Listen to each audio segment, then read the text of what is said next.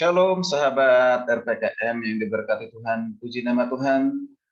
Kembali saya pendeta Terbasti putar-putar menyapa Bapak Ibu Saudara dimanapun saudara berada.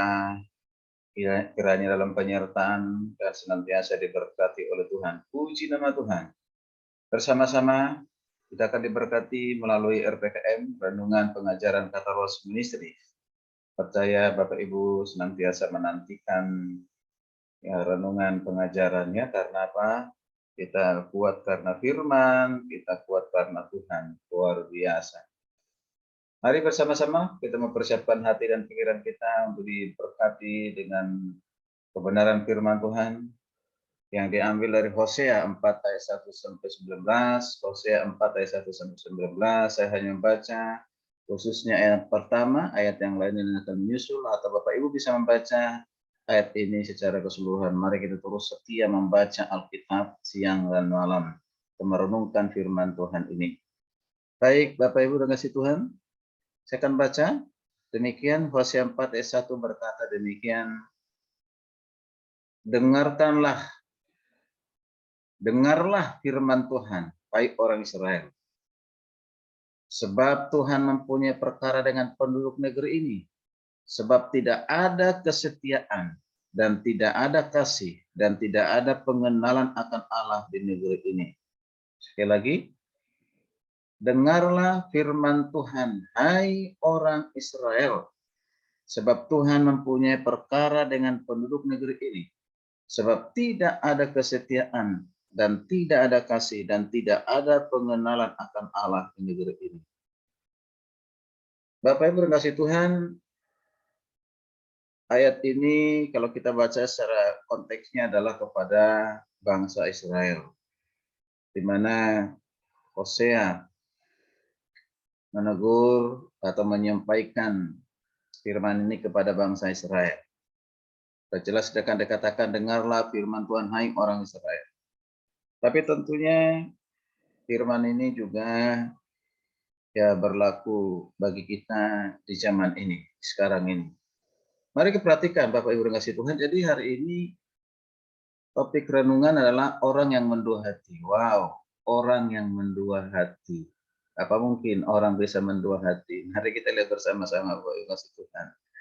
Seperti apa itu orang yang mendua hati? Ya. Jadi secara garis besar kita Hosea ini merupakan ungkapan ya, ungkapan apa? Ungkapan kepedihan hati Tuhan. Mengapa? Karena umatnya yaitu bangsa Israel yang begitu ia kasihi. Ya, Tuhan telah memilih mereka, Tuhan mengasihi mereka, tapi meninggalkan Tuhan. Telah meninggalkan Dia dan berpaling kepada ilah lain. Nah, hal ini benar-benar menimbulkan kecemburuan hati Tuhan. Seperti apa dikatakan dalam Ulangan 32 ayat 16, mereka membangkitkan cemburunya dengan Allah asing. Mereka menimbulkan sakit hatinya.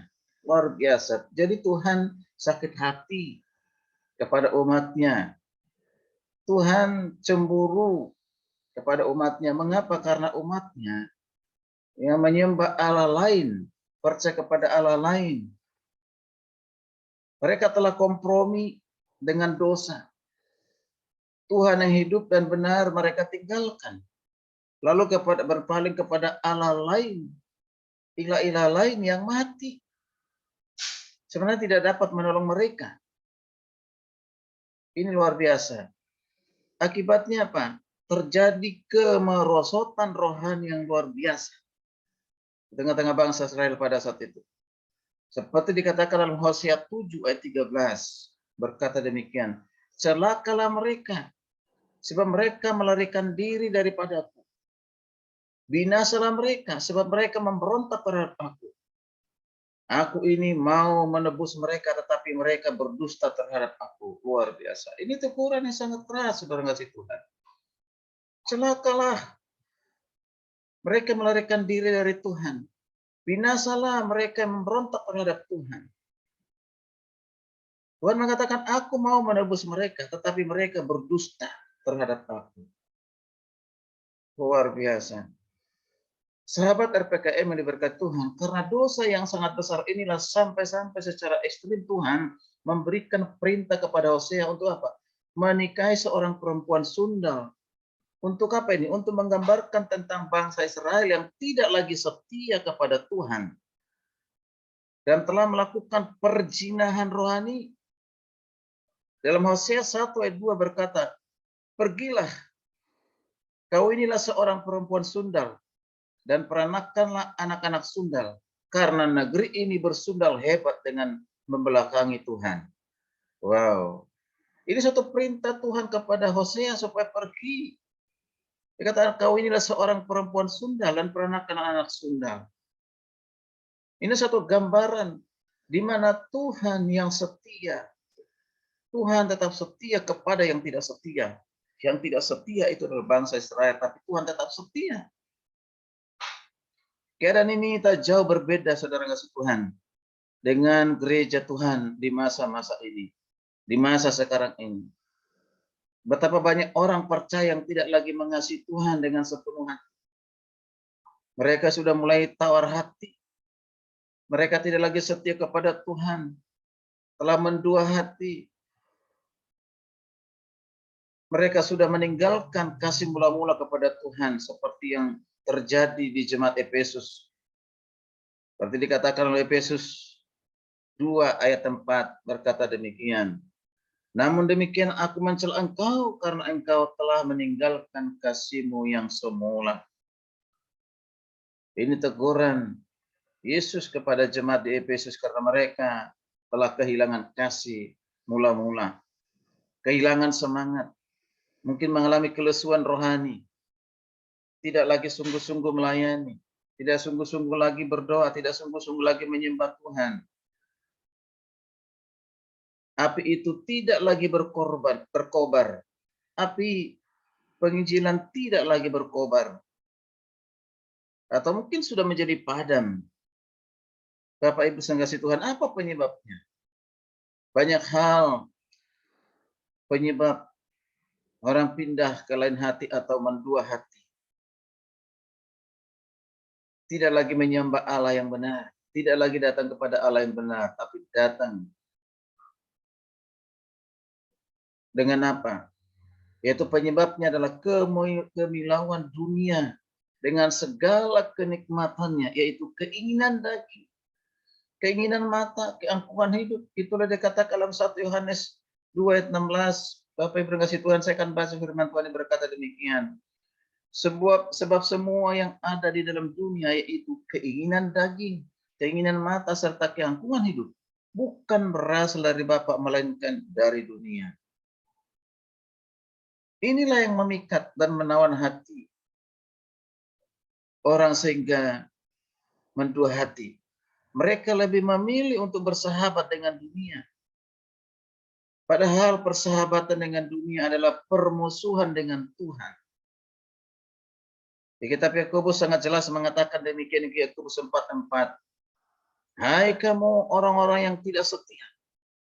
Tidakkah kamu tahu bahwa persahabatan dengan dunia adalah permusuhan dengan Allah? Wow. Kita mau mengalami permusuhan dengan Allah. Jadi barang siapa hendak menjadi sahabat dunia ini, ia menjadikan dirinya musuh Allah.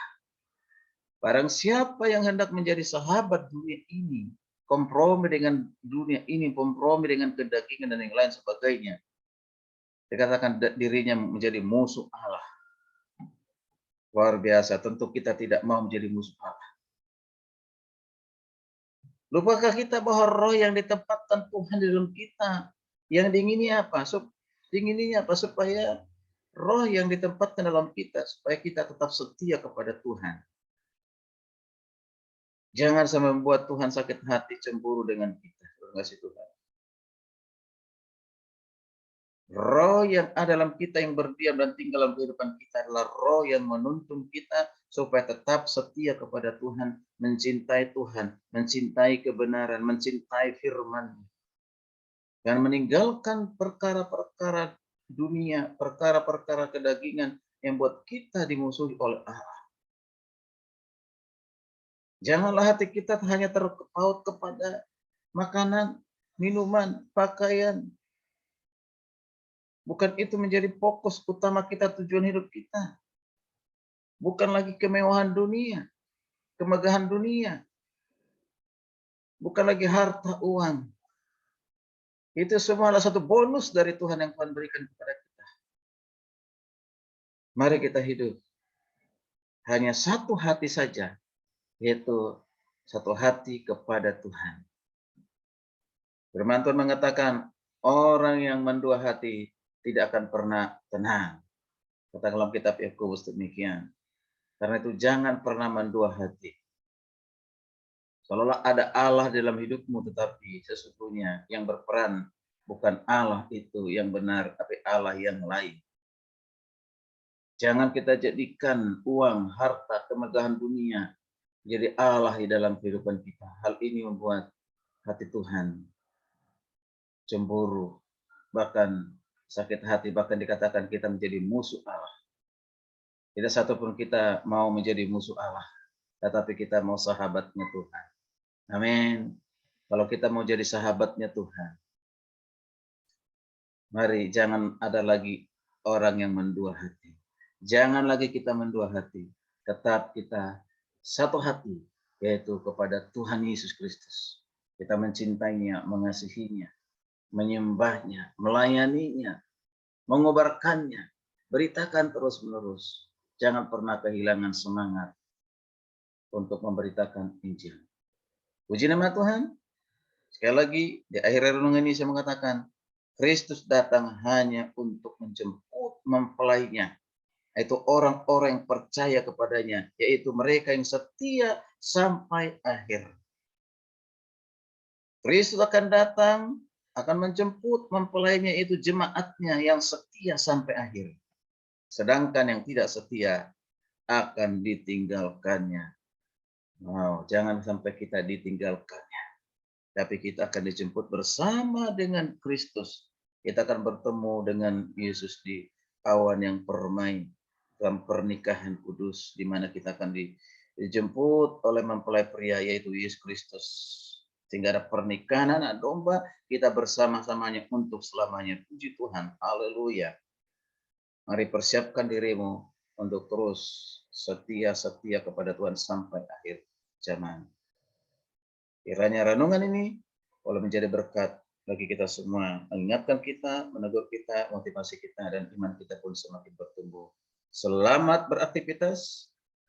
Jangan lupa di like, di respon, dan juga di subscribe bagi mereka yang belum. Tuhan Yesus memberkati kita semua. Salam sehat.